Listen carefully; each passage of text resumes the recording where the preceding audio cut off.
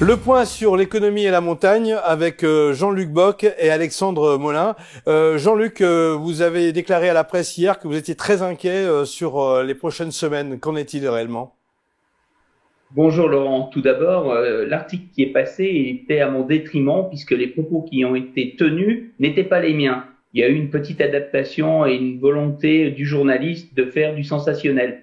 Je suis toujours positif, je reste positif puisqu'on travaille le protocole sanitaire, on travaille avec tous les acteurs de la montagne sur une ouverture et dès qu'on le pourra, dès que la situation sanitaire le permettra, on ouvrira avec beaucoup de quiétude parce qu'on a vraiment très fortement travaillé pour que ça se passe le mieux possible. Alexandre Molin, on a entendu hier le Premier ministre, on dit que les fêtes de fin d'année se passeront peut-être pas comme les années précédentes. C'est quand même une interrogation pour le monde de la montagne. Écoutez, moi je vais pas tirer de conclusions sur des choses qui sont des généralités. Je pense qu'il est important d'attendre et de voir. Aujourd'hui, on n'a effectivement pas de visibilité, mais comme le disait Jean-Luc, on travaille. Toutes les fédérations de la montagne se sont réunies. On a vraiment cet esprit de cordée pour préparer notre saison. On la prépare au mieux. Et après, interpréter les propos du Premier ministre, je suis désolé, c'est pas le genre d'exercice auquel je m'amuse. Ni j'ai le temps, ni j'ai l'envie. Aujourd'hui, la seule chose qu'on veut savoir, c'est que tous les acteurs, on travaille ensemble. On essaie de travailler intelligemment pour permettre d'avoir la meilleure activité cet hiver et de bien recevoir nos clients. Alors j'imagine que vous donnez des coups d'accélérateur pour les métiers de la montagne. Qu'en est-il aujourd'hui? Quelles sont vos démarches actuelles? Écoutez, c'est de préparer la saison. Comme l'a dit Jean-Luc Bock, nous travaillons, on a mis ensemble tous nos protocoles pour que, entre guillemets, on ne voit pas la sécurité sanitaire des clients et des collaborateurs uniquement sur le prisme d'une entreprise, mais sous le prisme d'une destination. Je pense qu'il n'y a pas d'autres endroits au monde où on a réfléchi sur un ensemble comme l'ont fait tous les acteurs de la montagne. Donc on se prépare, on organise, on coordonne et on avance. Jean-Luc Bock, je vois que la communication est partie plein pot, si vous me permettez, sur l'ensemble des médias, avec France Montagne, aussi Savoie-Mont-Blanc. Est-ce que vous sentez déjà des retours au niveau des réservations? Alors, pour l'instant, non, c'est encore un petit peu trop tôt. Il y a encore toujours cette angoisse de savoir quand est-ce que le déconfinement aura réellement lieu, quand est-ce que les gens pourront vraiment venir en station et venir nous voir. Donc, en tout cas, tout ce que l'on fait, c'est pour être prêt à la dernière minute, à la dernière seconde. Et croyez-moi, tous les acteurs, toute la montagne française sera prêt à leur âge quand on pourra vraiment venir nous voir, venir fréquenter nos massifs. Alexandre Molin, bien se préparer au niveau du domaine skiable de France, c'est quoi? C'est bien recruter déjà les saisonniers et c'est donner beaucoup de prévention auprès de l'ensemble des sociopros? Bah écoutez, nous, on a déjà travaillé sur nos propres métiers, comme vous le disiez. C'est aujourd'hui préparer, c'est faire les recrutements, puisque on a 85% de nos collaborateurs qui reviennent d'année en année. Donc, on a préparé les promesses d'embauche, on travaille, on organise.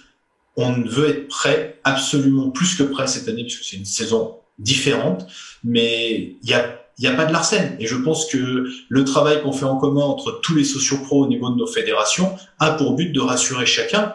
Après, la date d'ouverture, aujourd'hui, on ne la connaît pas. Donc, c'est pas une question, on ne la maîtrise pas. Donc, c'est pas une question qui doit tout de suite être notre première visibilité, mais c'est d'être prêt pour qu'au moment où on aura le go et qu'on aura pu discuter du go, on appuie sur le bouton et tout soit en ordre de marche. Vous voulez dire que vous êtes sur les starting blocks du moment où toutes les équipes sont prêtes, en 48 heures, on peut lancer, on peut lancer le défi, si je puis dire.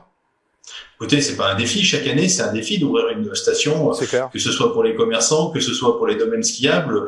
On a l'habitude de travailler avec des aléas, avec des impondérables, et nous avons cette expérience qui nous permettra de réagir au plus vite. Jean-Luc Bock, de votre côté, donc souplesse et puis promotion aussi, j'imagine, pour attirer le chaland. Et oui, et puis surtout agilité, comme vient de le dire Alexandre Molin.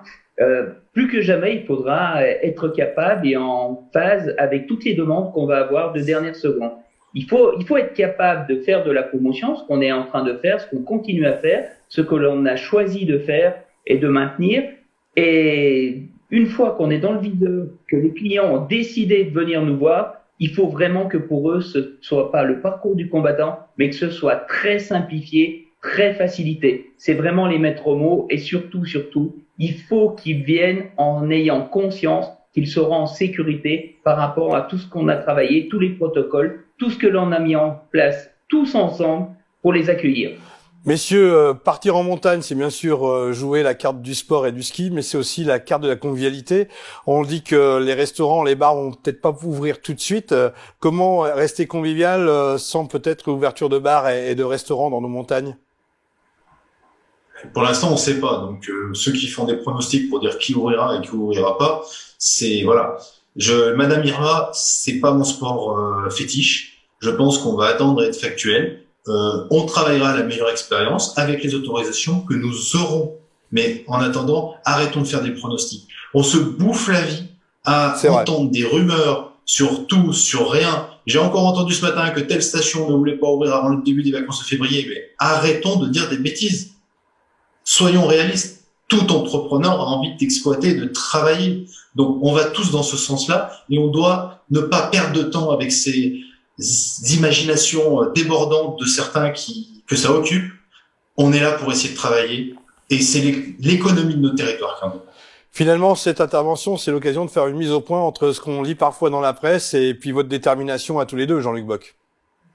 Oui, complètement. Et en fait, on travaille en permanence donc avec nos présidents de département, nos présidents de région, avec les ministères et les ministres. Et si eux ne sont pas capables de nous dire pour l'instant, parce que c'est très compliqué et on a tout à fait conscience que d'abord les règles sanitaires doivent être assainies, c'est la santé avant toute chose, avant l'économie, c'est comme ça, c'est indéniable et il faut le respecter et l'accepter. Alors quand on entend ou quand on voit ci et là dans certains journaux des écrits de la part de socioprofessionnels qui nous disent on n'ouvrira pas avant janvier, ils sont vraiment très forts, eux, parce que je ne sais pas où ils prennent leurs informations, mais en tout cas, ils ont des sources qui sont certainement meilleures que les nôtres, alors qu'on est au quotidien dessus avec Alexandre, avec Éric Brèche pour les moniteurs, avec tous les acteurs de la montagne, et on ne sait pas. Quelquefois, il sort des choses, on ne sait pas d'où ça vient, mais en tout cas, ça ne vient pas de nous et pas des sources officielles.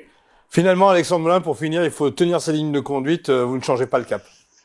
Vous savez, on suit la trace, hein. Normal, on est à la montagne. Merci messieurs, bonne continuation, à bientôt sur Savoie News.